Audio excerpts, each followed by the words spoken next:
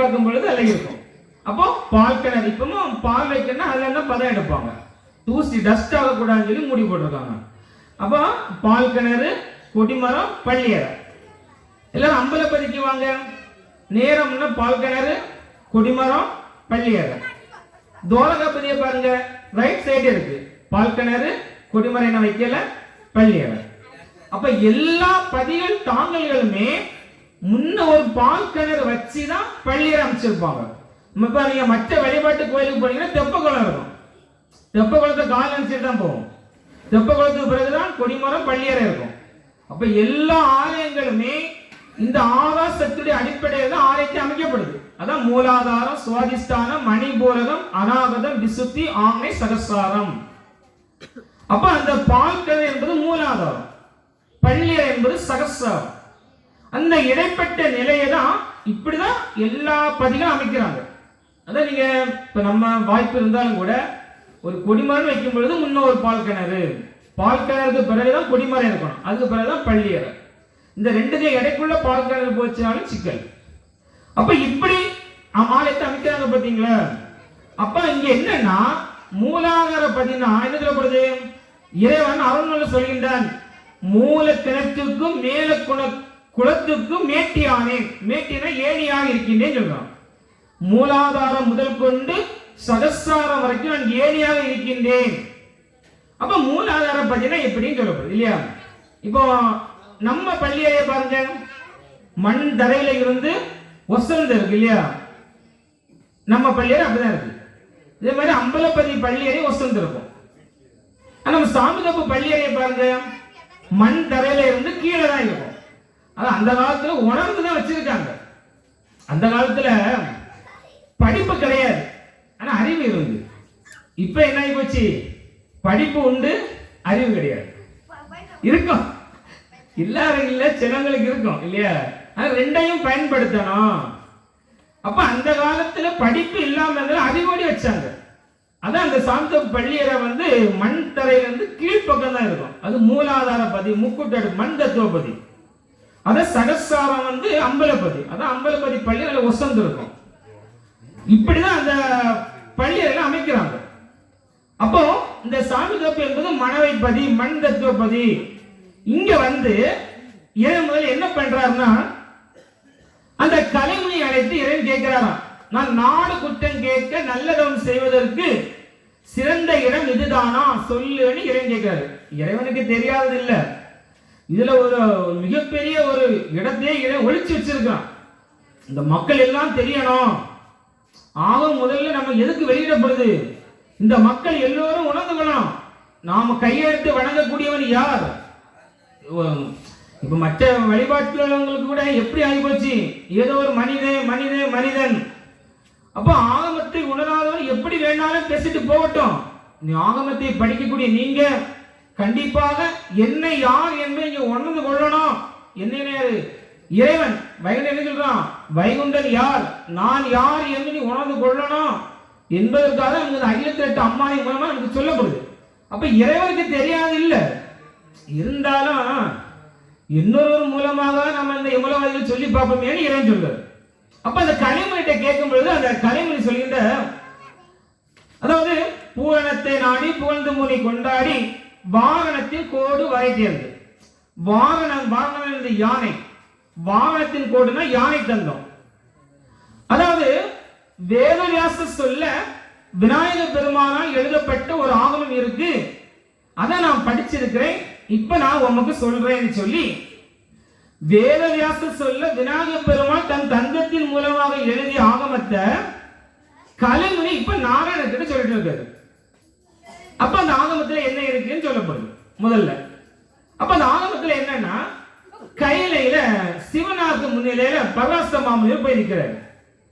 அப்ப அந்த பராச முனிவரை பார்த்த உடனே சிவனார் கேட்கிறாரு, இப்ப இந்த குழந்தை உனக்கு யாது, மகளை உனக்கு யாது, இந்த பிள்ளை உனக்கு யாருன்னு கேட்ட உடனே பரசமானு சொல்றது, இப்படி என்னை, அதாவது தன் தந்தை அளித்த அசசக்தியை அழித்து விட்டு உண்மை காண வரும் பொழுது ஒரு நதி குறுக்கிடுது. இது நமக்கு வேதவியாசர் தோன்றிய இடம் எதுன்னு சொல்லப்படுது. மணக்குடி பாலம், இப்ப நம்ம எல்லாம் பார்க்க புது பாலம் இல்லையா. மணக்குடி பாலம் தெரியுமா? நீங்க எல்லாரும் சுசிந்த விளையாட்டே போய் அப்படி வந்துடுங்க, அங்க தெங்குமுத சைடு சுத்தினா தெரியும். அப்ப இல்ல மணக்குடி ஒரு பாலம் இருக்கு. இப்ப இருக்கிறது புது பாலம். பழைய பாலம் வந்து சுனாமியில போச்சு. அதுல 3 துண்டு உண்டு. அதுல ஒரு துண்டை காணவே இல்லை. அவ்வளவு வல்லமை கூடியதாக சுனாமி. நீங்க கண்டிப்பா போய் பார்க்கணும். சாமி தோப்புக்கு நீங்க சுசீந்திரம் விளையாட்டு சாமி தோப்புக்கு வந்தாலும் திரும்ப இங்கே தெற்கு பக்கம் மட்டும் வரணும். இங்க வரச்சே மணக்குடி பாலம், பெரிய பாலம் இருக்கும். அப்படி லெஃப்ட் சைடு பார்த்தீங்கன்னா 2 பாலம் அங்கங்க கிடக்கும். ஒரு பாலம் காணவே இல்லை. தேடி பார்த்தாலும் கிடைக்கவே இல்லை. சுனாமியுடைய வல்லமை. அப்ப அந்த இடம் ஒரு போக்குவரத்துக்காக பயன்பட்ட இடம்னு சொல்றாங்க. அப்ப இந்த இடத்துல இந்த ஓடையை கடக்கணும், பரவச மாமூலி இந்த ஓடையை கடக்கணும். அப்போ எப்படின்னு பார்க்கும்போது ஒரு பெண் வந்து ஒரு பரிசல் விடுறா. நம்ம கோடைக்கானல்ல பாக்குறோம்ல, பரிசல் செலுத்தினாங்க. ஒரு 5-6 பேர் இருக்கலாம். அப்போ மச்சகந்தி என்று சொல்லக்கூடிய ஒரு மீன் வாடை வீசக்கூடிய ஒரு பெண், அவன் ஏன் இந்த ஓடத்தை செலுத்துறான்னா, தன் உடம்புல மீன் வாடை வீசிட்டு இருக்கு. இந்த ஓடையை கடக்கக்கூடியவர்களுக்கு இனாமாக இலவசமாக பண்ணக்கூடிய நிலை. இங்க இருந்து அந்த பக்கம் கொண்டு விடுவா. அப்புறம் அப்படி கொடுத்தாலும் நம்ம மீன் வாடை விளைக்கிறோம் அப்படின்னு சொல்லிட்டு அவர் இனாமாக பண்ணக்கூடிய நிலை. அப்ப இந்த நேரத்தில் பரவசமாமி வர்றாரு, ஓடத்துல ஏறாரு.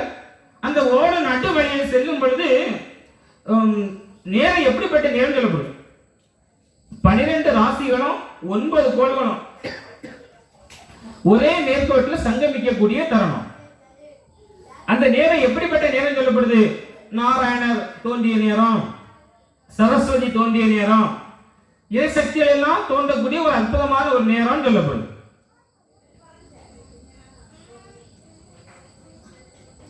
அப்ப அந்த நேரத்துல ஒரு பிள்ளை பிறந்துன்னா முக்காலத்தையும் சொல்லக்கூடியவனாக இருப்பான். அப்போ பரவசமுன தவநிலையில இருக்கிறாரு. இந்த பெண் பயப்படுகிறாள். அப்போ பரவசமுன சொல்றாரு, ஒரு பெண் வேணும், ஒரு பிள்ளையை பெற்றெடுக்க, இது உலக வாழ்வு கிடையாது. அப்ப அப்படி சொன்ன உடனே அந்த மச்சகந்தி சம்மதிக்க, ஒரு முனிவனுடைய தவத்தை அந்த பெண் சமாளிக்கணும், தவ நிலையை பவரை சமாளிக்கணும்னு சொல்லிட்டு ஒரு தென்னை மரத்தை பார்த்து இருந்ததாக சொல்லப்படுது. நீ அங்க வச்சு லெப்ட் சைடு ஒரு இடகாலத்துல வரைக்கும் இருந்துச்சான். ஒரு தென்னை மரம் நல்ல காய்க்கும்னா இப்படி நல்ல இலை விடும், குறும்பல் வரும். அந்த சின்ன குறும்பல் என்ன பண்ணா, சின்ன குறும்பல் மரத்துல இருந்தே முளைச்சிருமோ. மரத்துல இருந்தே முளைத்து 3-4 இலை விட்டு கீழே வந்துடும். தேங்காய் எட்டு வராது. அந்த அளவுக்கு யாருக்கும் பயன்படாத ஒரு நிலை. பிறகு அவங்க சர்ச்சு கட்டும் பொழுது அவங்களுக்கு இடங்களான்னு சொல்லி வெட்டி எடுத்திருக்காங்க. அப்ப அந்த பெண் வந்து இந்த முனிவருடைய தவத்தை சமாளிக்கணும், அந்த பவரை தாங்கணும் சொல்லி இருக்கும் பொழுது அந்த மரத்தை பார்த்துட்டு இருந்ததாக நம்ம சொல்றாங்க. அப்ப இந்த பெண் மூலமாக வேதவியாசரை பெற்றெடுக்கின்றார். அதாவது உலக வாழ்வு கிடையாது, ரிஷிகர்ப்பும் ராத்தங்கால். ரிஷிகர்ப்பும் ராத்தங்கால் என்ன தெரியுமா? உலக வாழ்வுலதான் ஒரு பிள்ளை ஒரு தாயுடைய வயிற்றுல 7 மாதம் 8 மாதம் 9 மாதம் 10 மாதம். ஆனா ஒரு முனிவனுடைய தவம் எப்படின்னா, அந்த முனிவை நினைத்த உடனே குழந்தை பிறக்கும். அதான் ரிஷிகர்ப்பும் ராத்தங்காது, இது உலக வாழ்வு கிடையாதுன்னு சொல்லப்படுது. இப்படி இந்த முறையில வேதவியாசரை பெற்றெடுக்கிறார். அப்படி பிறந்தவன் தான். அது மட்டுமில்லாம அவன் பிறப்ப அவனே சொல்லுவான். அவன் எப்படி பிறந்தான் என்பது அவனுக்கே தெரியும். சொன்ன உடனே அப்ப சிவனார் கேட்கிறாரு. இப்போ சிவனார் வந்து கலைமண்டை கேட்கிறாரு, அதாவது பரசமன்ட்டு கேட்கிறாரு. அப்படியானால் என் பிறப்பு, என் மாது பிறப்பு, அதாவது யுகம் தோன்றி யுகம் நிறைவு பெறக்கூடிய எல்லாவற்றையும் சொல் என்று சொல்ல, அந்த வேதவியாசர் முக்காலத்தையும் சொல்லக்கூடியவர். இனி வேதவியாச சிவனார் கிட்ட சொல்றத கலைமுனி நாராயணன் கிட்ட சொல்லிட்டு இருக்காரு. இப்போ அப்ப இந்த வேதவியாசர் சொல்றாராம், எப்படி இந்த யுகம் எப்படி தோன்றியது, உலகம் தோன்றிய முதல் கொண்டு சொல்லப்படுது.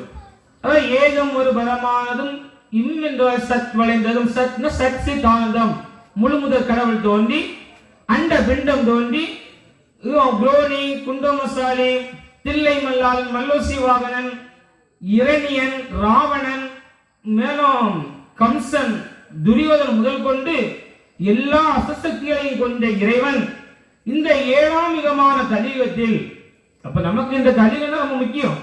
அப்ப என்ன பண்ணா, அங்க வந்து இங்க வந்துட்டு இருக்கிறான், இறைவன் வரப்போகின்றான் சொல்லப்படுது. இந்த 7ஆம் யுகமான கலியுகத்துல இந்த தட்சிணா பூமியில வந்து புதுமை மிக செய்து பொல்லாத வம்பர் கையால் அடி கல் எரிகள் அவர் பெற்ற அம்புவியில் எதற்காக குடி தாழ்ந்த பேர்க்காய் கோபமதை அடக்கி மறுபடி இறைவன் எதற்காக இருக்காது சொல்லப்படுது வாழவே முடியாது என்று சொல்லி இருக்கக்கூடிய நல்ல ஆன்மாக்களுக்காக இறைவன் பொருதியை கடைபிடிக்கிறான் சொல்லப்படுது. குடி தாழ்ந்த பேர்க்காய் கோபமதை அடக்கி நல்லோர்க்காய் பாடுபட்டு நல்ல உபதேசமதாய் பஞ்ச கரணாதிகளை பம்மலாய் தான் நடத்தி கொஞ்ச நாளும் கழித்து குதித்தே வளர்ந்து ஆடவராய் சமைந்து ஆண் பெண் போல இருந்து தேட அடியாருக்கு திரவியம் போலும் பச்சை குழந்தை பருவம் முன் ஆகியவர் மெச்ச கொடியாருக்கு மேவும் பருவம் போலும். இதெல்லாம் வெளிப்படையாக சொன்னாலும் இப்ப ஆடவராய் சமைந்துன்னா பரம புருஷனாக இருக்கின்றான். அது மட்டுமல்லாம தேட அடியாருக்கு திரவியம், அந்த ஞானிகளுக்கு ஞானமிதத்தை வழங்கக்கூடியவனாக இருக்கின்றான். மெச்ச கொடியாக்குற ஜீவ கொடிகளுக்கு ஆணழகனாக இருக்கின்றான். சுத்த கிழவரை போல் சூசு பிராயமாய், நம்ம பழைய ஏடுகளில் சூரப்பிராயம் இருக்கும். சூசு பிராயம், சூசுனா என்னது? மாட்டினுடைய மடு. எப்படி அது தன்னுடைய இரத்தத்தை பாலாக கொடுத்து இந்த ஜீவராசிகளை வாழ வைக்கின்றதோ, எப்படி அந்த பசு தாய்மை குணத்தோடு இருக்கின்றதோ, அதே போல இறைவன் தாய்மை குணத்தோடு இந்த பூலோகத்துக்கு வருகின்றான். உலக உயிர்களுக்கு தாயும் தகப்பனுமாக வருகின்றான். இப்படி சொல்லி மேலும் இறைவன் எப்படியெல்லாம் இந்த தட்சிணா பூமியில் ஒரு காட்சியை காட்டுகின்றான் என்பதை அந்த கலைமுனி நாராயண கிட்ட என்னவெல்லாம் சொல்கின்றார் என்பதை நம்ம வரக்கூடிய வாசகத்துல பார்ப்போம்.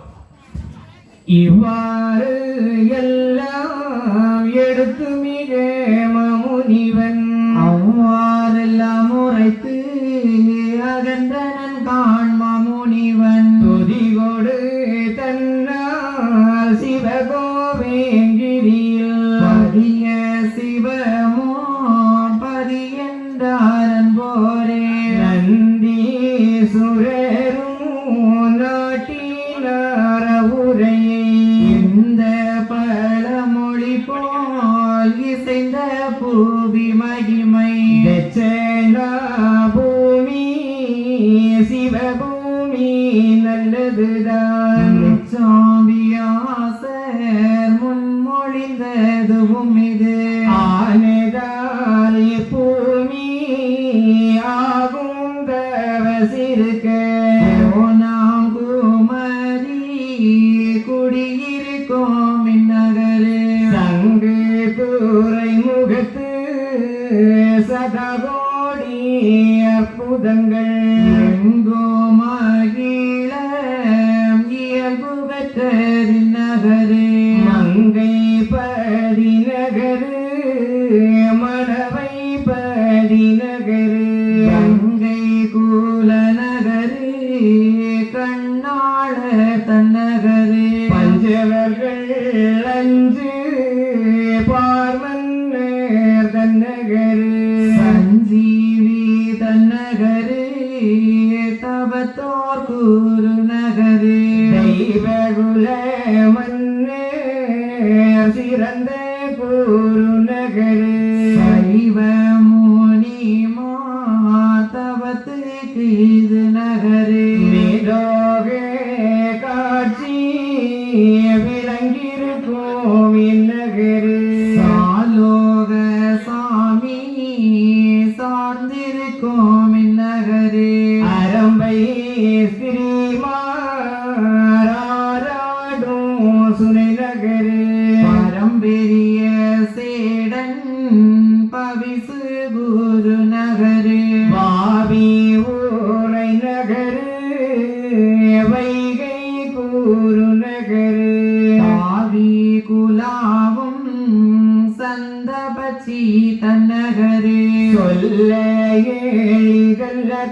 ஏழிகல்லதான் தட்சிணா பூமி வளம் நல்லறிந்த நாடு நமக்குகந்த நன்னாடு பசுவும் புலியும் பாவித்திருந்த நகரு பசுவும் எந்நேரம் கரை மலை புரளும் நன்னாடு அந்நாடு நாடு அரநாட்டு கொப்பிடலாம் நாடு நாடு புரந்தர நாட்டு கீடாம் தவம் பெற்றோர் வாழ்ந்த தன்மை கூறு நாடு பவமற்றோராகி பாவித்தரின் நாடு நல்ல மலை வளரும் நாஞ்சில் வள நாடு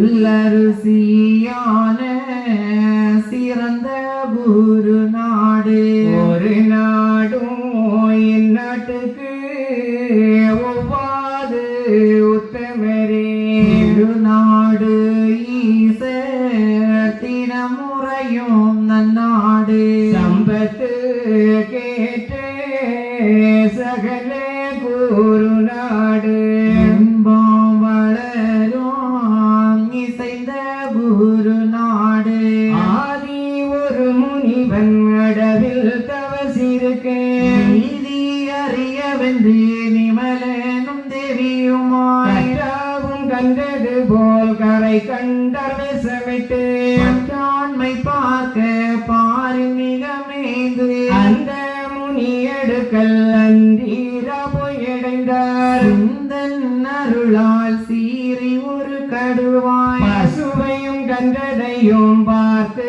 மனம் மகிழ்ந்து விசுவாக வந்தீர் இறையாய் நமக்கெனவே என்று கடுவாயில் பசுவின் கன்றதையும் சென்று விட சென்று பிடித்திடவே அப்போ பசுவும் அந்த முனி எடுக்கல் இப்போதன் கன்றை இந்த கடுவாய் பிடிக்கு மாமுனியே நீயும் வந்தொரு சத்தமிட்டார் தாம் பயந்து கடுவாய் தன்னால் ஒதுங்கிவிடும் வந்து சொல்லாதாலும் மாமுனியை இங்கிருந்து உந்தி தொனியால் ஒரு சத்தம் கூறினையால் என் பிள்ளை என்றனக்கு இப்போது உதவும் அப்பா உன்னுள்ளமும் ஏற்று உடையோன் பதம் பெறுவாய் என்று பசுவும் ஏதுரைக்க மாமுனியும் ஒன்று முறையாடாது உள்ளங்கவிழ்ந்திருந்தான் கடுவாயும் கண்டை கையிலையும் கிரிதனிலே நெடுவாக கொண்டு விட்டது கணமானை பசுவும் வனுமறைந்து பார்முனிவன் காணாமல் விசுவாசமாக மேலோகம் சேர்ந்ததுவே இன்னும் சில நாள் கழித்து பார்முனிவன் சிந்தையிலே முன்னம் பசுமுறையால் முகுந்தன் பதம் காணாமல் தோஷங்களிக்க இன்னும் சில நாள் வரையும் தொடுத்தது சேனபூமியிலே இறந்து குடித்து இத்தவமே புரிந்தால் மறந்தணியும் வேதன் பதம் அடையலமெனவே தெரித்து மாமுனிவன் ஒரு நொடியிலே இறங்கி புத்தியுடனே கீத சேனபூமி வந்தான் அன்று இறந்து வருஷம் ஒன்றானதன் பின் முந்து நின்ற காவில் முடுகீதவசிருந்து பரமன் பாதார பவிசு மிகவடைந்து வரம் அருள பெருவெற்று வாழ்ந்திருந்தான் அம்மானை அப்படியே தோஷம் அகன்று அறம் வளரும் ஒப்பனம் போலத்த உகந்தது சனபதியே பெச்சனாபுவியின் நீதமும் செப்பிட தொலையாதையா மிச்சமாம் புவிதாகும் நேவலர் குகந்த நாடு பஞ்சமால் மகனே நீரோம் பண்ணுற தவசு ஏறும் அச்சமும் வராதையா அடிமிசை பணிந்து நின்றான் நல்லது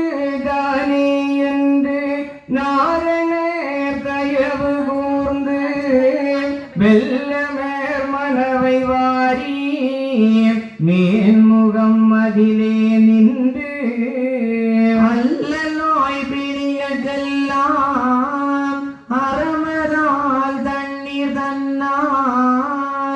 தொல்லை நோய் தீர்ப்பமென்று தட்சணாபுரியில் வந்தான்.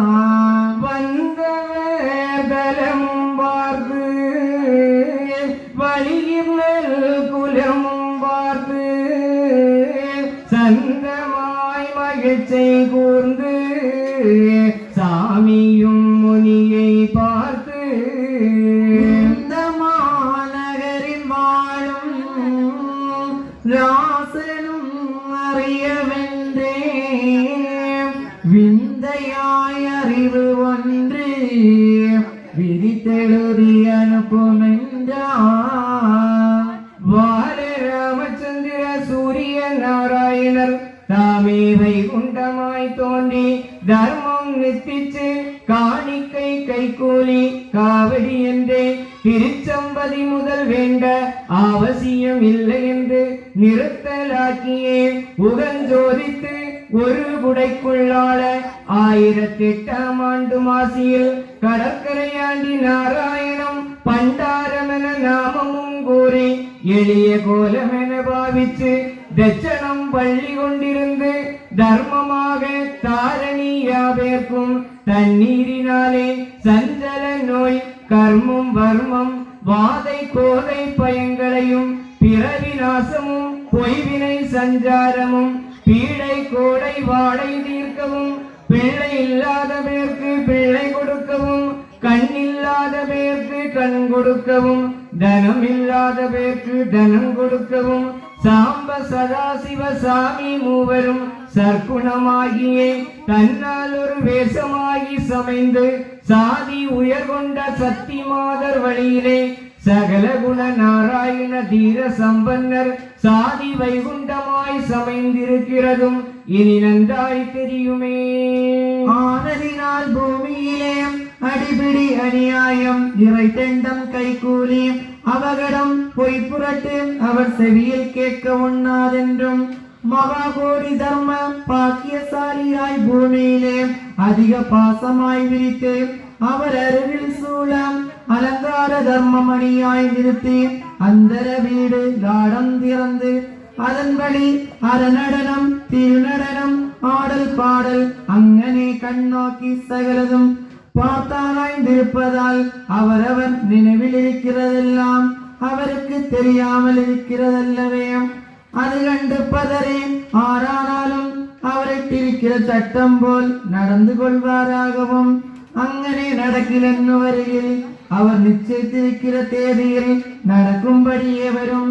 அன்பாகிய மனுக்களுக்கு அனுகூலம் 1008ஆம் ஆண்டு மாசியில் வெச்சனம் பள்ளி கொண்ட ஐயா நாராயணம் ஐயா அனுக்கிரகத்தால் தர்மம் நித்திச்சு எழுதின அறிவென்று மாமுனி எழுதி அவனி அறியும்படியே ஆய்வு வல்லாமல் ஐயா நாராயண ஐயா வைகுண்டமாய் தோன்றி தர்மம் நித்திச்சு தவசிருக்கிறபடியினாலே இன்று முதல் அவர் நிச்சயித்திருக்கிற நாள் வரையும் பூசை புனக்காரம் சேவித்தல் அர்ச்சனை ஆராடு நீராடு தீபரணை சாந்தி காளாஞ்சி கைவிளக்கு காவடி காணிக்கை திருமுகூர்த்தம் கோபுர முகூர்த்தம் திருநாள் முகூர்த்தம் தேரோட்ட முகூர்த்தம் திருக்கொடி முகூர்த்தம் கொடிமர முகூர்த்தம் குரு முகூர்த்தம் புறவை குளாங்கூட்டம் கொல்வாராபாரம் ஆயுதம் அம்பு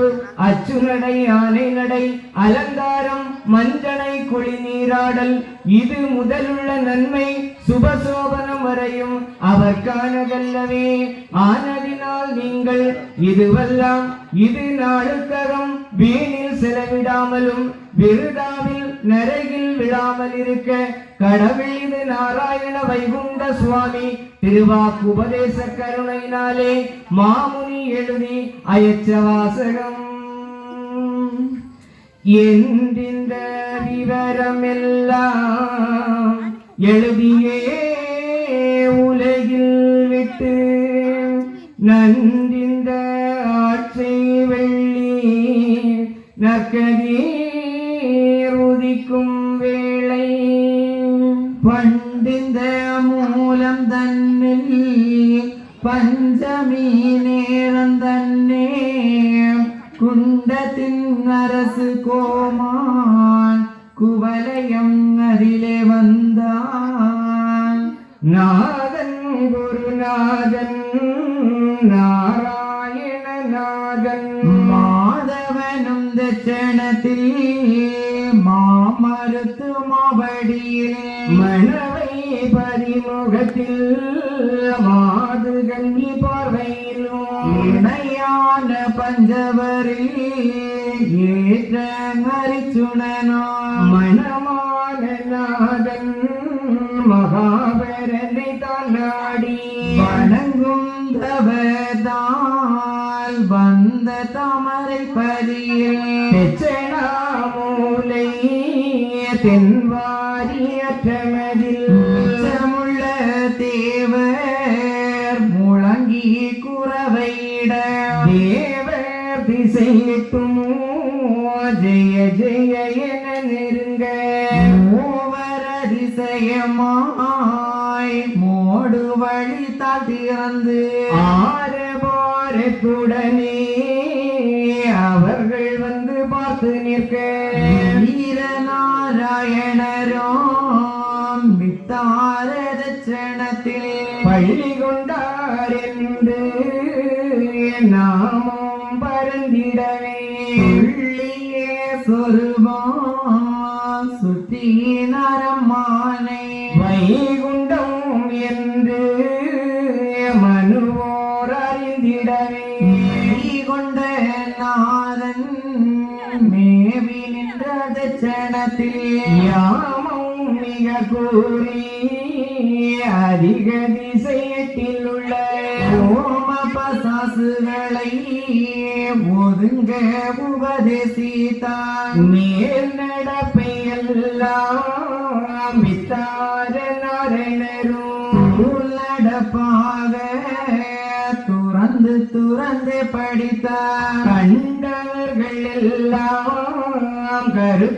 கருத்தோடறியாமல் வண்ட புலப்பமன வாக்குரைத்தே போனார். 10 மாதம் வரையும் பார்நட புள்ளதையும் ஒரு குடைக்குள் உலகாழ்வதும் படித்தார். எல்லா நடப்பும் இவர் படித்ததின் பிறகு வல்லாண்மையான வைகுண்ட பெம்மானோ உகஞ்சோதிக்க ஒற்றாகணும் மாலை தவமே தவமெனவே தான் இருந்து வையகத்தில் பொருதி சதமாய் புண்ணியகாதான் இருந்து உறுதியுடனையா முகம் சோதிக்கலுற்றார். நாராயணரும் நல்ல வைகுண்டமென பேரானது நிறைந்து புண்ணிய நாதட்சணத்தில் மனு நிறமாய் வந்து மனுவை சோதித்தெடுக்க மனுவை அடக்கி தவ சிறு கரமானை உலகினில் மனுவாய் தோன்றி ஓர் 20 நாளுக்கப்பால் தலைமுறை வினைகள் போக்கி சடலத்துள் ஊரலோட்டி மலை செந்தூரலையிலுள்ளே மகரத்துள் இருந்து பெற்று அலைக்கடல் கரை ஆண்டிய நாராயணன புவியில் வந்தான். வந்திந்த நாட்டில் உள்ள வன்குற்றம் அதனை கேட்க நந்திகோன் விபூதி சாற்றி நாடிய தவங்களேற்றி முந்த நாள் மூவரெல்லாம் முதன்மையாய் சாதி தேற்றி சந்ததம் சாவிஞ்சை தலைவனாய் சமயவென்றே நீதியரோ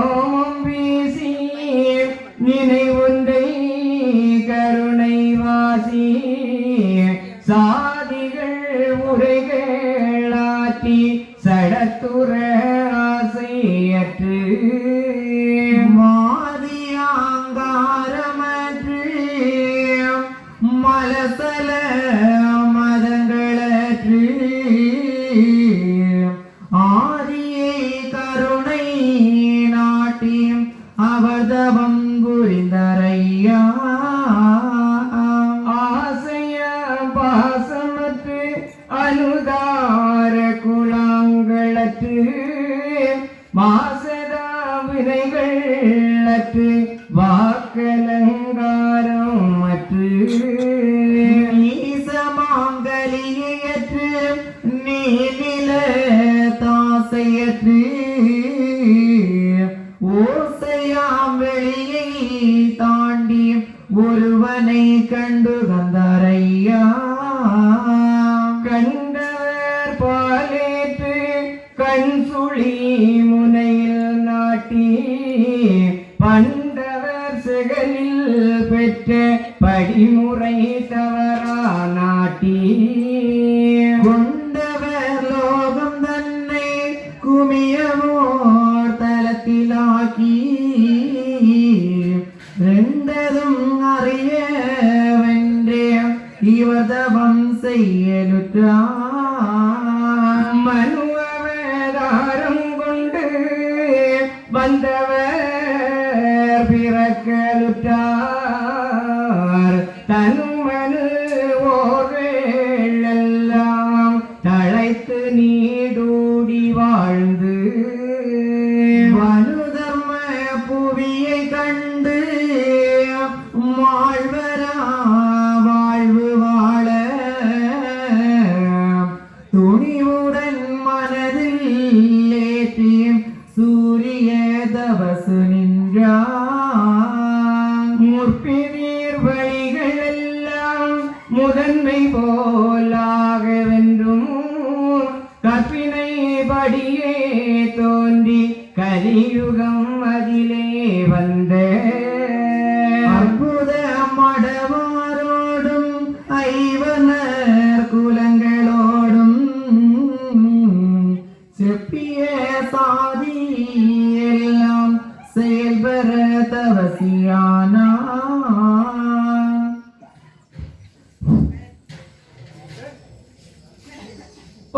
இறைவன் கலியுக நாயகனாக இந்த தட்சணத்தில் ஒரு காட்சியை காட்டுகின்றான். எப்படி எல்லாம் காட்டுறான்னு சொல்லப்படுது. அப்ப இது ஏன் சொல்லப்படுதுன்னா, இந்த காலத்துல ஒரு கூட்டம் அப்படி சொல்லுது, ஒரு கூட்டம் இப்படி சொல்லுது. ஏன் இறைவன் இப்படி எல்லாம் ஒரு காட்சியை காட்டினான்?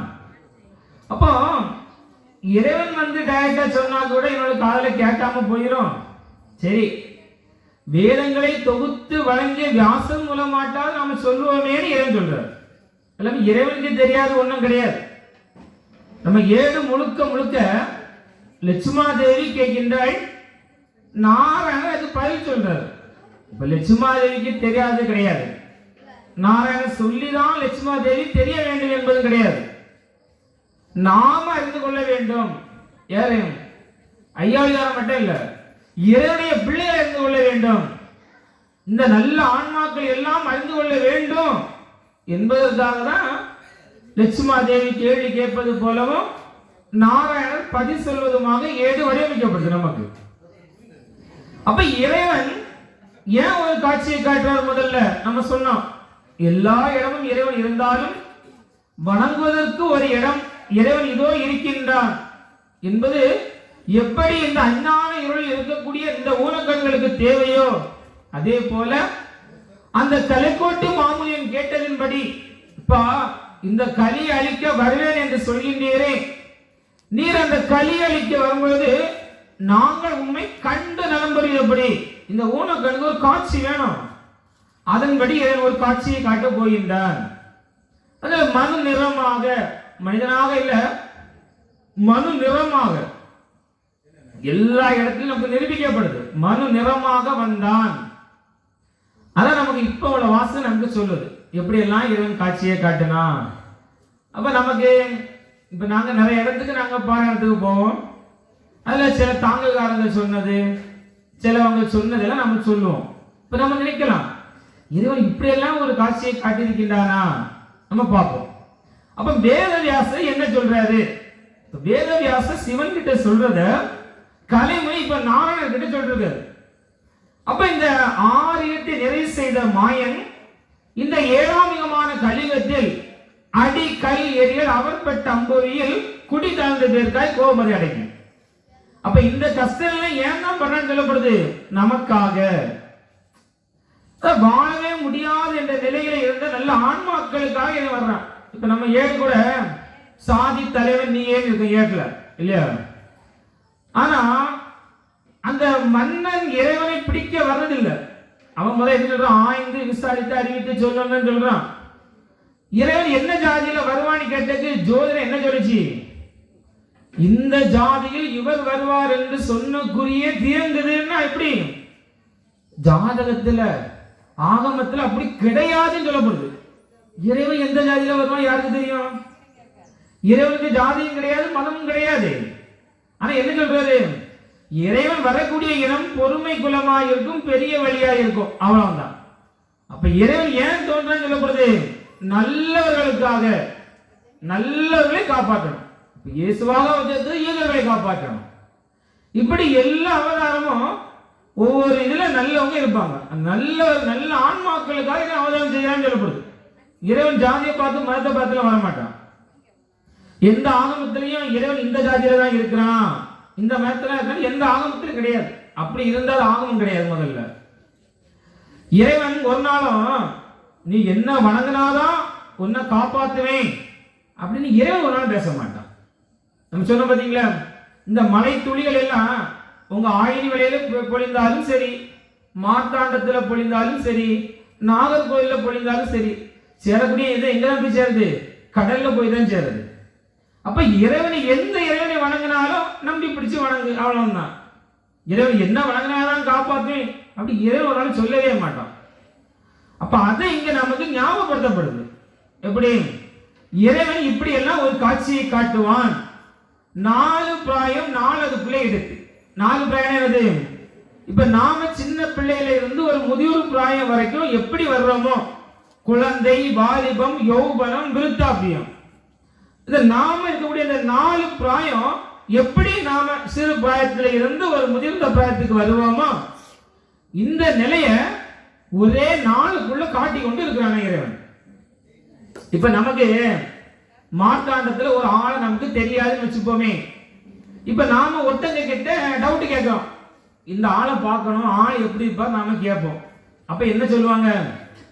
ஆளு நல்ல வயசானவர், பார்க்க எப்படி இருப்பாரு? நல்ல தாடி வளர்த்து, நல்ல உத்திராட்ச மாலையெல்லாம் போட்டு, ஒரு கம்பு ஊனி நடக்க முடியாம நடப்பாரு. அப்படியே நம்ம கிட்ட இங்க ஒருத்தங்க சொல்றாங்கன்னா நாம மாத்தாண்டத்துல போய் பார்ப்போம், ஆள் கொஞ்சம் பிராயமா தானே இருக்காரு, கம்பு ஊனி நடப்பான்னு சொன்னா அப்படி ஒண்ணும் இல்லையே. இது மனித நிலை இல்லையா? நம்மோட எத்தனை நம்ம ஏமாந்துருப்போம்.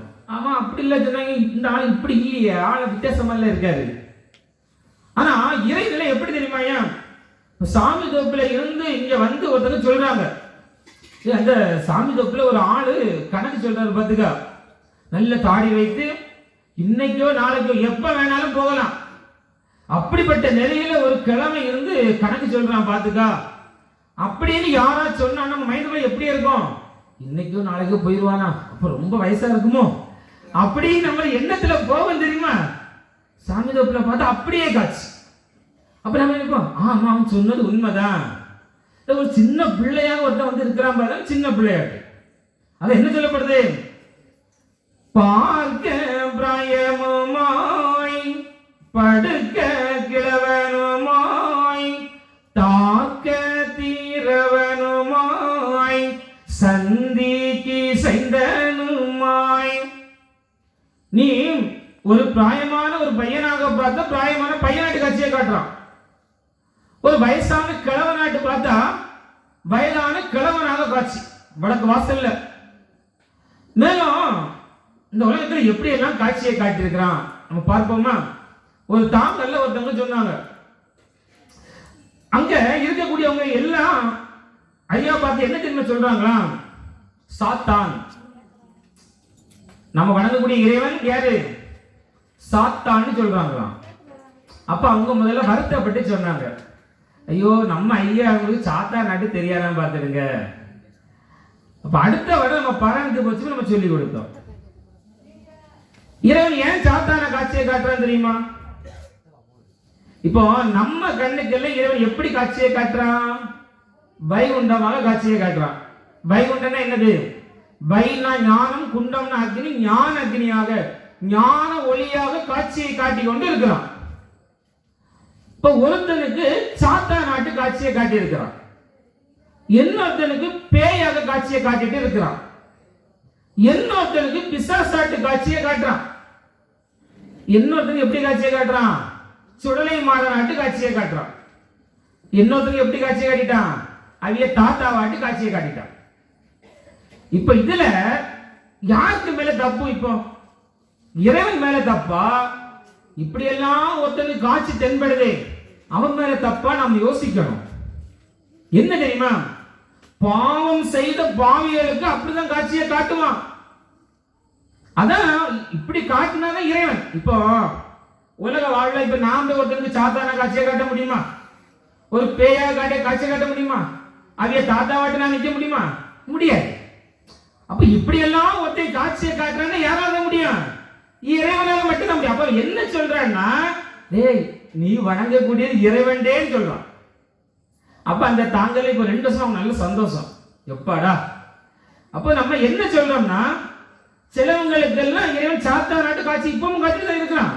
பேயாட்டு காட்சியை காட்டுறான், பிசாசாட்டு காட்சியை காட்டுறான், அவைய தாத்தா வாட்டு காட்சியை காட்டுறான். அப்ப இதுல என்ன காரணம்? பாவம் செய்த பாவிகளுக்கு இப்படிதான் காட்சியை காட்டுவான். அப்படி காட்டினாலும் அவன் இறைவன். இறைவனால மட்டும்தான் சாத்தா நாட்டி, பேயாட்டு, பிசாசாட்டு, தாத்தா வாட்டுலாம் காட்சி காட்ட முடியும். அதுல ஒருத்தர் சொல்லியிருக்கோம், எப்படி உங்க ஐயா எங்க கோயில வந்து மணி அடிச்சாரு.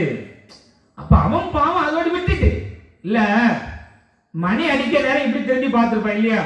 மணி வந்து எங்க இருந்திருக்கும்? இறைவனுடைய நேர ஆப்போசிட்ல மணி இருந்திருக்கும். மணி அடிச்சுட்டு இருந்திருக்கான வைகுண்டே. அப்ப அவன் கர்மம் அதோடு முடிஞ்சிட்டு. இல்ல கொஞ்சம் பாவத்திலிருந்து விடுபட்டவனா இருந்திருந்தா அவன் என்ன ஆன்மா வந்து எங்க போயிருக்கும்? சரி பள்ளி அறையில லைட்டா பாப்பமேன்னு பார்த்திருந்தா, ஏய் இங்க மணி அடிக்கக்கூடியவன் பள்ளி அறைக்குள்ள இருக்கான்னு தெரிஞ்சிருப்பாங்கல்ல. ஆனா அவன் செஞ்ச பாவம் மணி அடிக்கிறதோட இல்லட்டான், அவ்வளவுதான் விஷயம். அப்ப இறைவன் வந்து இப்படிதான் காட்சியை காட்டுறான்னு சொல்லப்படுது. அப்ப இதுல இருந்து என்ன தெரியுதுன்னா, இறைவன் எந்த உடலோட இல்ல, அவன் நினைப்புக்கு ஏற்ப இருந்து விளையாடினேன் சிவனே. அப்ப நீ சாத்தா நாட்டு பார்த்தா சாத்தா நாட்டு காட்சியை காட்டுறான். அதான் அந்த தேவனுக்கு உடல் கொடுத்த தாய்க்கு இறைவன் என்ன சொல்றது? எண்ணி பாரு சொல்ற. எண்ணின அப்படி 1 2 3 அப்படி இல்ல, மனதுல நினைத்து பாரு, இறைநிலை நினைத்து பாருன்னு சொன்னார் இறைவன். ஆனா அஞ்ஞான இருள இருக்கிறதுனால தெரியல. அதே போல பாவம் செய்த பாவிகளுக்கு வைகுண்டன் நாராயணன் சாத்தானாக தான் காட்சியை காட்டுவான். காரணம் என்ன? நீ பாவம் வந்து சாதாரண பாவம் செய்யல, பாவத்திலையும் மிக கொடிய பாவம் செய்த கடும் பாவி. நீ பாவியிலும் மோசமான ஒரு பாவியாக இருந்ததுனாலதான் உனக்கு சாத்தானாக காட்சியை காட்டி கொண்டிருக்கிறான். இப்படி எல்லாம் நீ பாவம் செய்த காரணத்தினாலதான் பேயாக, பிசாசாக பாவம் செய்த பாவிகளுக்கு தான் இறைவன் தாத்தாவாக காட்சியை காட்டி கொண்டிருக்கிறான். அப்ப நமக்கெல்லாம் எப்படி காட்சியை காட்டுறான்? வைகுண்டமாக. அப்ப இது என்ன தெரியுது? நாம எல்லாம் யாரு? பாவத்தில இருந்து விடுபட்டோம் நாம. அப்போ இந்த சாத்தா நாட்டுலாம் காட்சியை காட்டுறான் பாத்தீங்களா? சாத்தா நாட்டு, பேயாக, பிசாசாக, தாத்தா வாட்டலாம். இந்த பாவம் செய்த பாவிகளுக்காக நாம இறைவன் கிட்ட வேண்டும். என்ன சொல்லணும்? ஐயா எங்களுக்கெல்லாம் வைகுண்டமாக நீ காட்சியை காட்டியிருந்தாயே, இந்த பாவம் செய்த பாவி பயல்களுக்கெல்லாம் மணி அடிக்கக்கூடியவனாக, பேயாக, பிசாசாக, சாத்தானாக, தாத்தாவாக எல்லாம் காட்சி காட்டுறியப்பா. அவனுடைய பாவத்தை எல்லாம் நீ கழித்து அவனை இந்த பாவத்திலிருந்து விடுவித்து எங்களுக்கு நீ வைகுண்டமாக எப்படி காட்சியை காட்டுறியோ அதே போல காட்சியை காட்டுப்பானி. அந்த பாவம் செய்த பாவிகளுக்காக நாம இறைவன் கிட்ட வேண்டாம் இல்லையா? அல்லாம இந்த பாவிகளுடைய பாவம் எங்க போனாலும் தீராது, இப்படிதான் இருக்கும். தலைகீழ நின்று தண்ணி குடிச்சாலும் பாவம் ஒரு நாளும் விலகாது. விலகனா எப்படி விலகணும்? யாரு உனக்கு சாத்தானாக காட்சியை காட்டுறானோ அவன் காலில் வந்து விழுந்தாச்சுன்னா சரணடைந்தா போதும். அந்த சாத்தானுடைய எண்ணத்தில் இருந்து உன்னுடைய பாவத்திலிருந்து விடுவித்து உன்னை புண்ணியவானாக இறைவன் மாற்றுவான். அப்ப இப்படி எல்லாம் காட்சியை காட்டுறான். அப்ப இதெல்லாம் காரணம் என்ன? அவன் செய்த கர்மத்துக்கு ஏற்ப காட்சி, பாவம் செய்த பாவிகளுக்கு ஏற்ப காட்சி. அதான் வைகுண்ட அவதாரம் மேன்மை. மற்ற அவதாரங்கள்ல பாத்தீங்கன்னா ராமன் ஒரு நரசிம்மமூர்த்தியாக, கந்தனாக, கம்சனுக்கு கண்ண பரமாத்மாவை இப்படி எல்லாம் காட்சியை காட்டுறான்னா அங்க அஸ்தசக்தி உருவகம் இருந்து அதனால ஒரு உருவகம் மாட்டு காட்சியை காட்டினான். இங்க கலிக்கு உருவம் கிடையாது. கலி என்னுடைய மனதுக்குள்ள இருக்கு, அழுக்கு மாய எண்ணம்னால அவன் செய்த பாவம் எப்படியோ அப்படி இந்த கலிகத்தில் ஒரு காட்சியை காட்டிக் கொண்டு இருக்கின்றான். இது நம்ம வைகுண்ட அவதாரத்துடைய மகிமை. இதுவரை எந்த அவதாரத்திலும் இப்படி கிடையாது. அதான் நாம வழங்கக்கூடிய இறைவன் சாதாரண இறைவன் கிடையாது. சொல்றோம் பாத்தீங்களா, நீங்க முதல் கிழமை கொண்டாடுவீங்களா கடைசி ஞாயிறு கொண்டாடுவீங்களா? ரெண்டாவது ஞாயிற்றுக்கிழமையா? இரண்டாவது ஞாயிற்றுக்கிழமை எல்லாம் கொண்டாடுறாங்க பாத்தீங்களா? அப்பெல்லாம் மதிய நேரம் உச்சி படிப்பெல்லாம் இருக்கும். உச்சி படிப்புல எல்லாம் நம்மளால முடிந்த அளவுக்கு கலந்துக்கணும். உச்சி படிப்பெல்லாம் மற்ற வழிபாடுகள்ல போனா நாம ஏனோ தானோன்னு போயிட்டு வந்துடும். இங்க வந்தா மட்டும்தான் நம்ம வாயால உச்சரிக்கிறோம். மற்ற இதுகள் இப்படி கிடையாது. அப்ப நமக்குன்னு ஒரு இருக்கக்கூடிய இடம். அப்ப அதை நாம் நிச்சயமாக நம்ம பயன்படுத்தி கொள்ளணும்.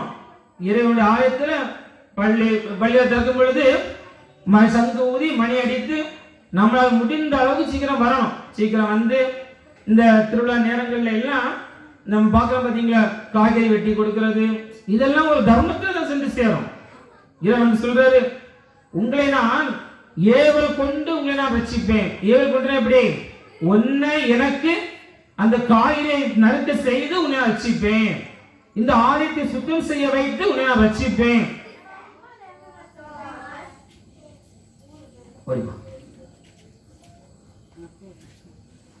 அப்போ இப்படி எல்லாம் செய்ய வைத்து உன்னை நான் ரட்சிப்பேன். நாம எல்லாரும் சாப்பிட்டு போயிடுவோம். அந்த பாத்திரத்தை சுத்தம் செய்து வைக்கிறோம் தெரியுமா, அது கூட ஒரு தர்மம். தர்மம் வந்து நான் சொல்ல பாத்தீங்களா, சாப்பாடு போடுறதுதான் அப்படி இல்ல, ஒரு தூசியை எடுத்து நம்ம வெளியே போடுறது கூட தர்மம். இறைவனுடைய ஆலயத்துல நாம இறைவனுக்கு நாம செய்யறோம். யார் செய்ய வைக்கிறார்? இறைவன் நம்மை செய்ய வைத்து நம்மை ரட்சிக்கின்றான். இது நம்முடைய வழிபாட்டுடைய தன்மை. அதை நம்ம முடிந்த அளவுக்கு நாம பின்பற்றிக்கணும். அப்போ இப்படி எல்லாம் காட்சி காட்டுறான் பாத்தீங்களா. சாத்தானாக காட்சியை காட்டுவான், பேயாக காட்சியை காட்டுவான், பிசாசாக காட்சியை காட்டுவான், இவனுடைய தாத்தாவாட்டெல்லாம் காட்சியை காட்டுவான். தர்மத்தால் கலியை தன்னந்தன்னால் கரை. தர்மத்தால் சொல்லுங்கள, தர்மத்தின் மூலமாக தான் கலி அளிக்க முடியும். தர்மம்னா சாப்பாடு போடுறதா அப்படி இல்ல, பாத்திரம் சுத்தம் செய்து கொடுப்பது, அந்த காய்கள் நறுக்கி கொடுப்பது, இறைவனுக்கு சிலவங்க பண உதவி மூலமா கொடுப்பாங்க, சிலவங்க உடல் உழைப்பின் மூலமாக, எல்லாமே தர்மம். இறைவனுக்கு செய்யக்கூடிய தொண்டுகள் எல்லாமே பிரதிபலன் எதிர்பார்க்காம செய்வது எல்லாமே தர்மம்.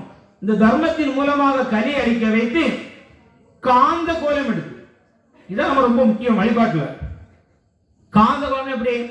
ஒரு இறைவன் ஒரு காந்தமாக இருந்து ஒரு காந்தம் எப்படி ஆணியை ஈர்த்து எடுக்குதோ அதே போல பிறவி பிணியால் வாழக்கூடிய ஆன்மாக்களை தன்னிடத்தில் ஈர்க்கக்கூடியவனாக இந்த பூலோகத்துக்கு வருகின்றான். அதான் சொன்னோம். இனி வரக்கூடிய அவதாரம் 194வது அவதாரம். இதற்கு முன்னாடி நாம எல்லாரும் மற்ற வழிபாடுகள் இருந்தவங்க தான். அது எந்த ஒரு மாற்று கருத்தும் கிடையாது. ஏதாவது வழிபாட்டில் இருந்துப்போம். நினைச்சு பாருங்க, அந்த வழிபாட்டில் இருந்தனா இந்த வழிபாட்டுக்கு எப்படி வந்தேன் இல்லையா? ஒரு ஆடம்பரம் கிடையாது. அங்க ஆடுன இங்க ஆடுன அதை வெட்டின இது வெட்டின ஒன்றும் கிடையாது.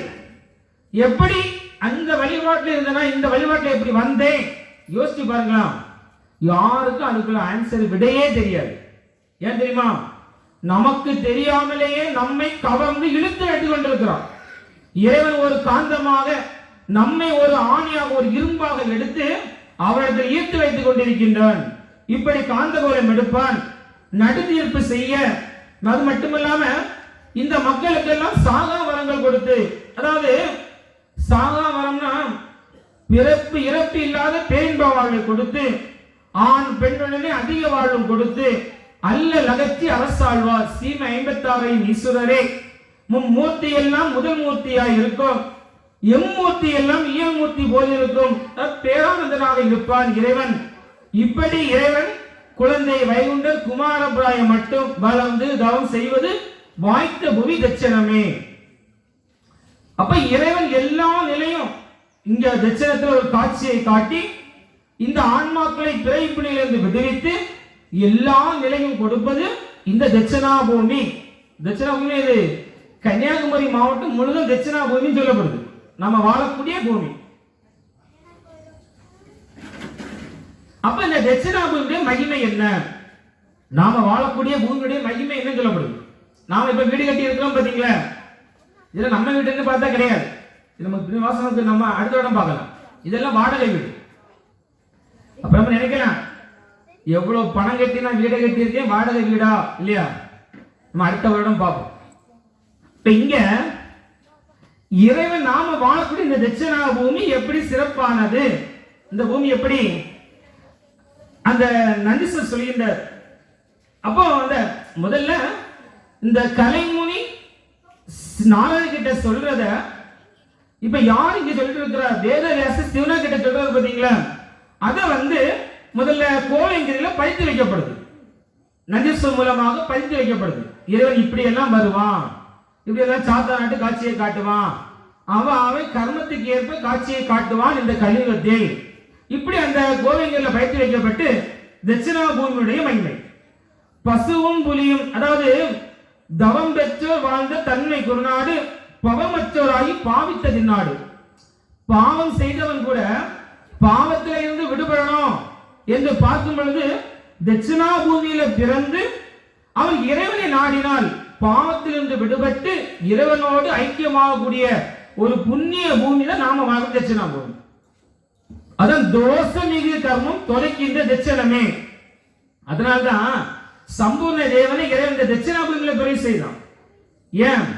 அவன் செய்த பாவத்தை உணர்ந்தான், தவறுல இருந்து திருந்திய காரணத்திற்காக நான் செய்யும் பாவ வினை தவித்தாண்டருள்.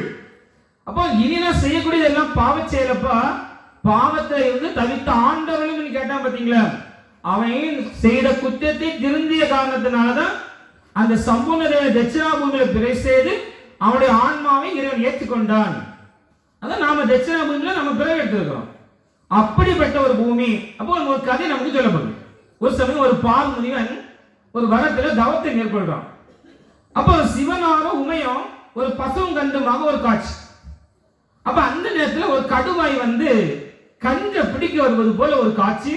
பசு ஓடி சென்று அந்த பால் முனிவன் போய் சொல்லுதான், அப்பா அந்த கடுவாய் என் கஞ்ச பிடிக்க வருது, நீ அங்க சத்தம் போடாம இருந்தாலும் பரவாயில்லை, இங்க இருந்து ஒரு உந்தி துணியால் ஒரு சத்தம் போட்டானா போதும், அந்த கடுவாய் ஓடிடும், என் கண்டு கிடைத்திடும், உன் உள்ளவும் ஏற்று உடையவன் பதம் பெறுவாய். என்ன சொல்றது? நீ என்னுடைய பிள்ளைக்கு நீ உதவினா நீ எதற்கு இருக்கின்றாயோ அந்த நிலை என்பது நிறைவேறும். அந்த தவத்தில் இருந்து அதை கவனிக்கல. பிறகு பார்க்கிறான் தவம் சிவனுடைய அருட்பார்வை கிடைக்கல. யாம் கிடைக்கல பார்க்கும் பொழுது ஒரு உயிருக்கு உதவாத ஒரு பாவம். இந்த பாவத்திலிருந்து விடுபட என்ன செய்யலான்னு பார்க்கும் பொழுது இந்த நாம வாக்குடைய தட்சிணா பூமியில பிறந்து ஒரு வருடம் பிச்சை வேண்டி குடித்து பிறகு அவன் தவத்தை மேற்கொண்டு சிவனாருடைய பார்வையை கண்டான். அப்படி ஒரு சிறப்பான ஒரு பூமி இந்த தட்சிணா பூமி. இதெல்லாம் நமக்கு ஒரு கதை. என்ன சொல்லப்படுது? நம்மளால் முடிந்த அளவுக்கு அடுத்த உயிருக்கு நிச்சயமாக உதவி என்பது செய்யணும். இப்ப நமக்கு தெரியும் 5 மணிக்கு வர சொன்னாங்க, மணி 4:50 ஆயாச்சு, கருங்கல் கிட்ட வந்தாச்சு, 10 நிமிடத்துல நம்ம தாங்கலுக்குள்ள போனோம். அப்ப நாம வர்றோம்னா அப்ப இடையில ஏதாவது ஒருத்தங்க ஒரு ஃபேமிலியோடு போவாங்க, ஒரு பெட்ரோல் இல்லாம இருக்கும், ஒரு பெட்ரோல் வாங்கி கொடுக்கலாம் இல்லையா?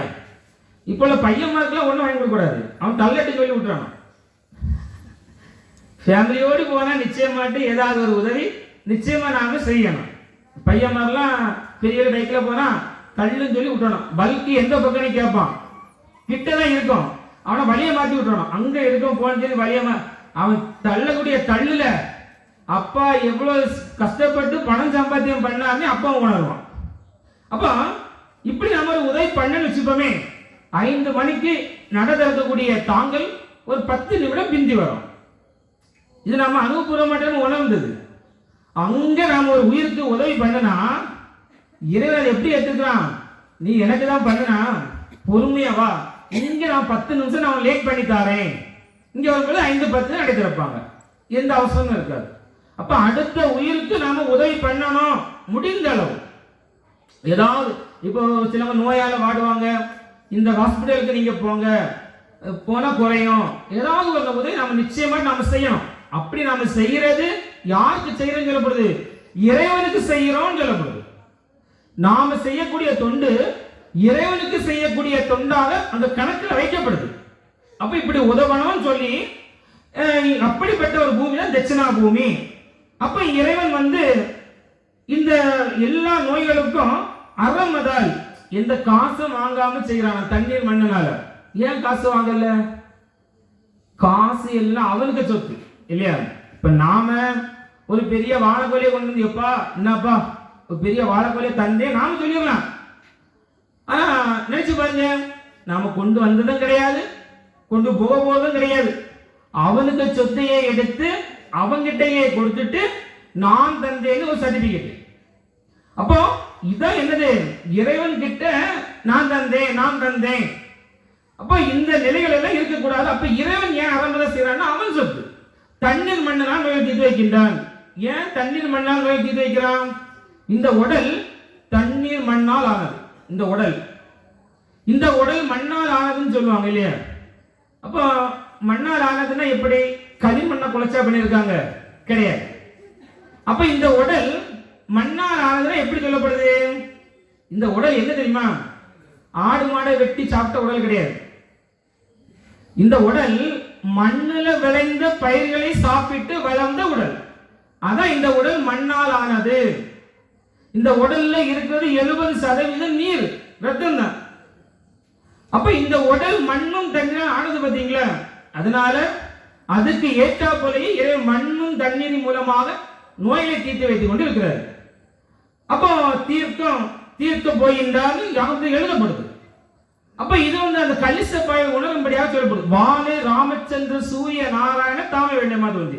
அப்ப யாதவ வர்ற நாராயண வைகுண்டமாக தோன்றி தர்மம் நிச்சயித்து இறைவன் எல்லா நிலைகளையும் செய்கின்றார் என்பதை அந்த ஆகமத்தில் எழுதி வைக்கப்படுது. அப்ப இறைவன் விடியற் கால 5 மணிக்கு இந்த தட்சணத்துல இறைவனுடைய கருணை இந்த தட்சணத்துல படுது. இறைவன் அமர்கின்றான் சொல்லப்படுது. கருணை சொல்லப்படுது. இந்த விவரமெல்லாம்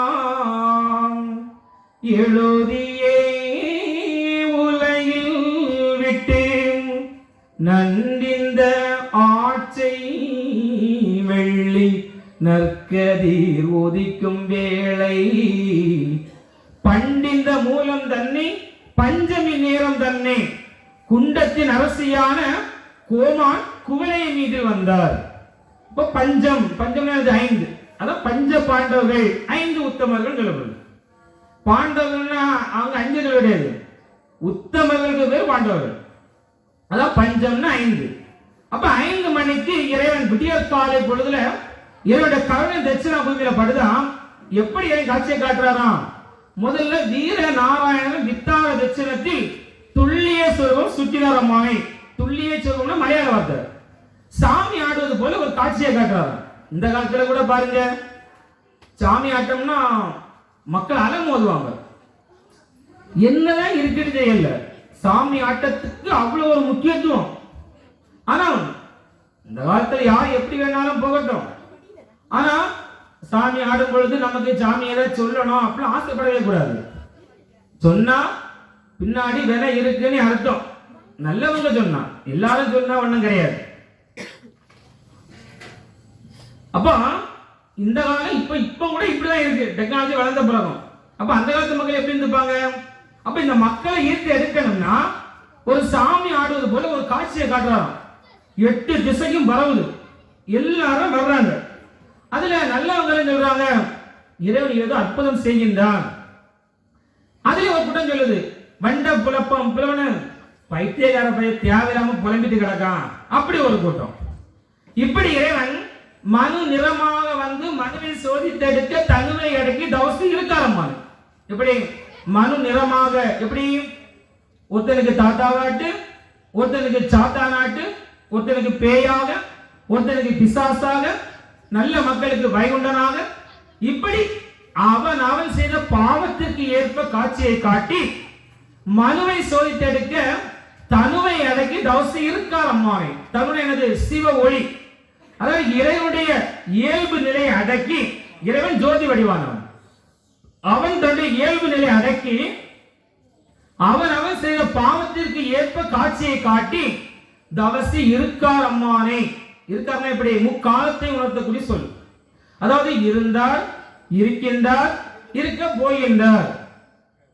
அப்போ தவசி இருக்கான்னு சொல்லப்படுது. பாத்தீங்களா, நம்ம சாமி தப்பு வடக்கு வாசலுக்கு போறோம்.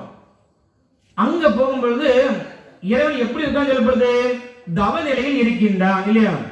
தவம்னா எப்படி, அமைதி. அப்ப அமைதியாக இருப்பதுதான் தவம். அப்ப இறைவன் தவ நிலையில இருந்து கொண்டிருக்கிறான். அங்க போய் நாம தவத்தை குளறுபடியாக்கலாமா? ஆக்கக்கூடாது. ஆக்கக்கூடாது. எப்படி, அங்க போகும் பொழுது வடக்கு வாசல்ல போகும் பொழுது ஐயா சிவ சிவ சிவ சிவா அரகர அரகரா சிவ சிவ சிவ சிவா அரகரவான்னு சொல்லும். பாத்தீங்களா, மனதார சொல்லணும். அங்க உள்ள கடந்து சத்தம் போடவே கூடாது. வடக்கு வாசல்ல போய் எந்த வடக்கு வாசலுக்கு நீங்க போனாலும் சரி, வடக்கு வாசல்ல போய் சத்தம் போடக்கூடாது. நம்ம சின்ன பிள்ளைங்களை எல்லாம் கூட்டிட்டு போவோம், முதல்ல சொல்லிட்டு போனோம், டேய் உள்ள வந்து சத்தம் போட்டு நொறுக்கிடுவேன். அப்படி இங்க இருந்தே சொல்லிட்டு போனோம். வடக்கு வாசல்ல சத்தம் ஏன் தெரியுமா, இறைவன் தவசி இருந்து கொண்டிருக்கின்றான். அப்ப அந்த இடம் எப்படி இருக்கணும், ஒரு குண்டூசி போட்டா கூட சத்தம் கேட்கணும். சத்தத்துல எங்க போய் காட்டணும், பள்ளி அறைக்கு. பாத்தீங்களா, பள்ளி அறைக்குள்ள போய் நீங்க வீட்டுல என்னெல்லாம் சாப்பிட்டீங்களோ அவ்வளவு பிளத்தையும் பள்ளி அறையில கொண்டு காட்டணும். ஒரு மண்ணு கூட அசையாது. ஏன் தெரியுமா, அந்த காலத்துல துவைகள் தவசில் 700 குடும்பங்கள் அமைத்த பள்ளியறை. எப்படி அமைத்தாங்க, மக்களுக்கு பயன்படணும் அப்படின்னு கட்டிய பள்ளியறை. இப்ப உள்ள இடியும்னா எப்படி, மக்கள் எந்தாலையும் போட்டு நாம் பயன்படுறானா அதான் இடியும். அதான் அந்த பள்ளியறை வந்து நம்ம எவ்வளவுதான் சத்தம் போட்டாலும் ஒரு மண்ணு கூட செய்யாது. அப்ப சத்தத்தை எங்க கொண்டு காட்டணும், பள்ளி அறைகளை கொண்டு காட்டணும். அப்போ வடக்கு வாசலும் அமைதியாக போகணும். அப்ப அங்க அழகான வாசம் சொல்லப்படுது. அதாவது உலகினில் மனுவாய் தோன்றி ஓர் 20 நாளுக்கு அப்பால். இப்ப இங்க இப்ப சம்புன தேவன் 24 வயதுக்கு பிறகு கடலுக்குள்ள போயிட்டு அங்க பிஞ்சைகள் எல்லாம் பெற்று வந்தான் அப்படின்னு சொல்லக்கூடிய காலம். சம்புன தேவன் 24 வயதுக்குள்ளதான் கடலுக்குள்ள போனான்னு ஏட்ல ஒரு இடமும் கிடையாது. அது கூட நீங்க பாருங்களா, சம்புன தேவன் இந்த பெயரோடி வாழ்ந்தான், ஏட்ல கிடையாது. சம்புன தேவனுக்கு தாய் இவதான் கிடையாது. ஒரு இடம் இருக்கு, வெயிலாக இருக்கு. பாத்தீங்களா, தர்மம் கொடுக்கிற பேர்கள் உண்டு, வாங்குகிற பேர்கள் இல்லை என்று சொல்லுகிற வெயிலால் மடக்குடியால் வயிற்றில் நாடும் ஒரு மதுரை பிறந்து 10 வருஷம் ஆச்சு. அப்போ வெயிலாளுக்கு பிறந்த பையனுக்கு 10 வயது. எப்போ, தமிழ் வருடம் கொல்லம் ஆண்டு 998. 998ல 10 வயதுனா 1008ல எத்தனை வயதான் வரணும், 20 வயதான் வரணும் இல்லையா. ஆனா 1008 வரும்பொழுது அந்த சம்புனத்தினுடைய வயது 23 தாண்டியாச்சு. அப்ப எப்படி அங்க சொல்றீங்க சம்பிரதாயத்துக்கு அம்மா வெயிலாளி போய் தானே. அப்போ ஆகம நிரூபிக்கலையே, ஆகம எந்த இடத்துல நிரூபிக்கல. சம்பிரதாயம் இந்த பேரோட தான் வாழ்ந்தான் கிடையாது, அம்மா அப்பா இவங்க தான் ஏட்ல கிடையாது, தாய் இவதான்னா அங்க தப்பு. 24 வயது என்பது போய். அவன் அந்த தேவன் 23 வயது வரைக்கும் நோய்வாய்ப்பட்டு இருக்கிறான். அதுக்கு பிறகு எப்பவுமோ இறைவன் செஞ்சு செய்யறான். அவ்வளவுதான் 7. 24 வயதுக்குள்ளதான் கடலுக்குள்ள போவான்னு கிடையாது.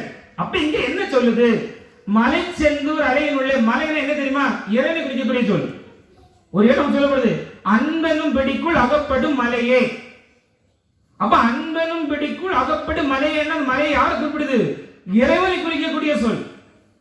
இப்ப மகாபாரதத்துல 5 பேரும் பிழைத்தாங்கன்னா காரணம் முழுக்க முழுக்க என்னது, அன்பு.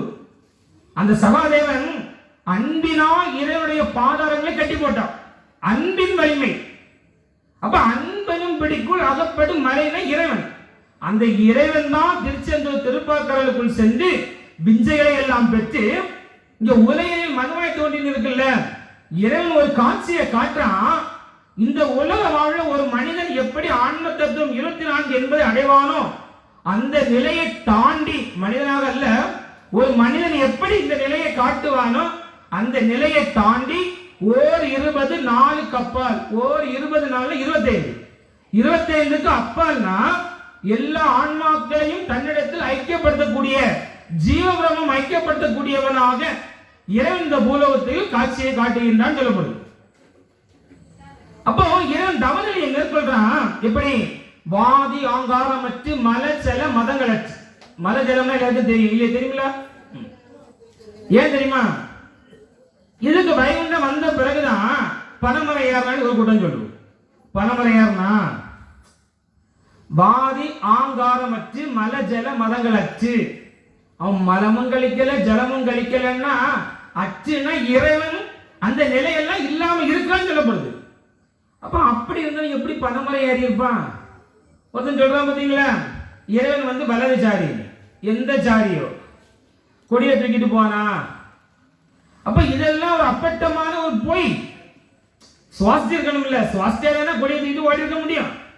அவன் மலஜலம் கழிக்கல, வாதி ஆங்காரமற்று மலஜல மதங்களற்று. அது என்ன சொல்லப்படுது? நீரில தாசையற்று. நீரில தாசைனா இந்த உலக வாழ்ல ஒரு மனிதன் படக்கூடிய எந்த ஆசையும் இல்லாம இருந்தா சொல்லப்படுது. அப்படி இருந்தவனுக்காக இல்லற துணைவியாக ஒரு பெயர் போட்டு வச்சிருக்கான், இறைவனுடைய மனைவியார். இதெல்லாம் கலியுடைய கொடுமை. என்ன சொல்றது?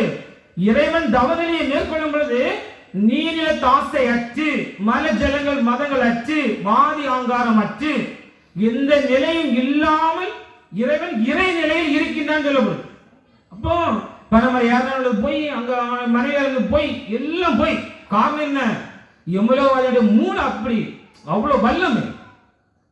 இறைவன் இதெல்லாம் இல்லாத நிலையில இரண்டதும் அறிய வேண்டிய தவசு செய்தார். இரண்டதும்னா இந்த ஆன்மாக்கள் எல்லாம் அறியணும். நம்முடைய பிறப்புக்கு அடிப்படையாக இருப்பது எது? பிறவி மறு பிறப்பு இல்லாத நிலைக்கு அடிப்படையாக இருப்பது எது? இந்த ஆன்மாக்கள் எல்லாம் அறிய வேண்டும் என்று சொல்லி சூரிய தவசு செய்தார். சூரிய தவசு இருக்கு பாத்தீங்களா? இன்னொரு 5 நிமிடம். சூரிய தவசு. சூரிய தவசு என்ன தெரியுமா? சூரியனை பாருங்க, நம்மளால யோசிக்கணும்.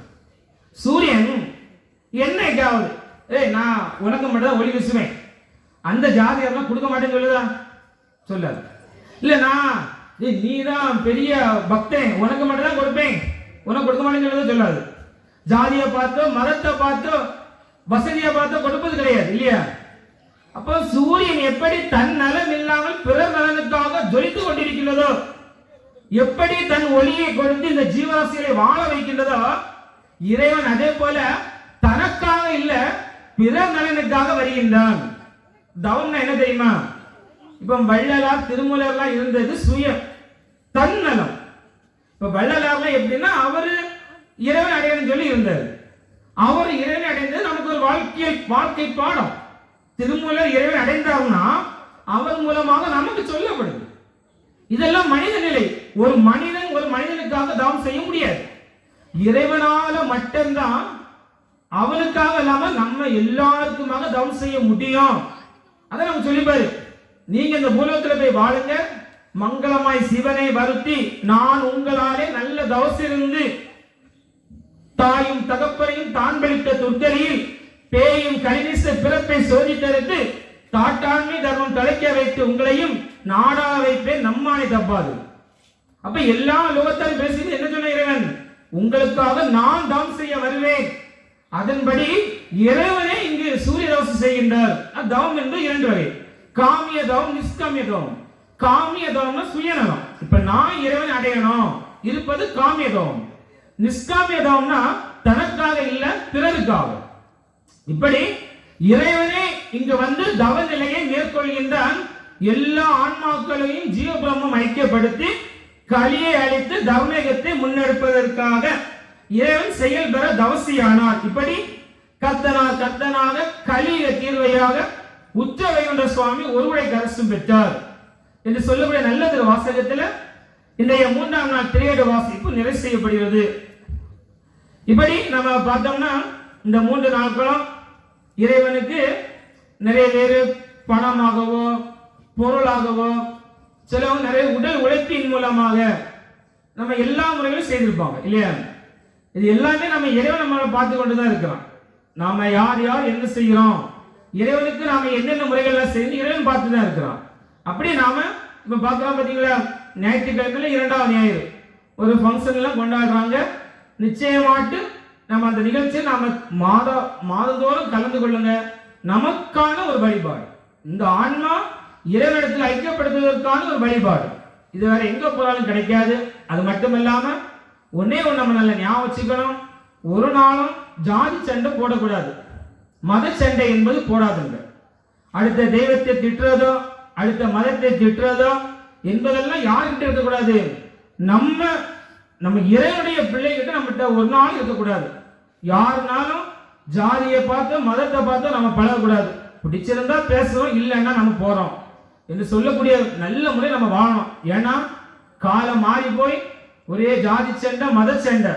அதான் திருமூலர் என்ன சொல்றாரு, ஆன்மாவுடைய நோக்கம் அறியாதவன் தான் இந்த சண்டைகளை எல்லாம் போடுவான். ஆன்மாவுடைய நோக்கம் எது? இந்த ஆன்மா பிறவிலிருந்து விடுபட்டு இறைவனோடு ஐக்கியமாவது ஆன்மாவுடைய நோக்கம். ஆனா இந்த பிறந்த நோக்கத்தை அறியாம சண்டை போட்டு மாழ்வான். அதான் நம்ம சொல்றோம், ஒரு நாள் நாம இறைவனுடைய பிள்ளைகள், எந்த தெய்வத்தையும் நம்ம திட்டக்கூடாது. நம்ம கண்ணுக்கு இறைவன் வைகுண்டமாக இருக்கிறான், இன்னொரு கண்ணுக்கு சிவனாக இயேசுவாக அல்லாவாக ஒவ்வொரு அவரவர் செய்த கர்மத்துக்கு ஏற்ப ஒரு காட்சியை காட்டுறான் என்று சொல்லக்கூடிய முறையில நாம நல்லபடியாக நாம் இருந்துக்கணும்.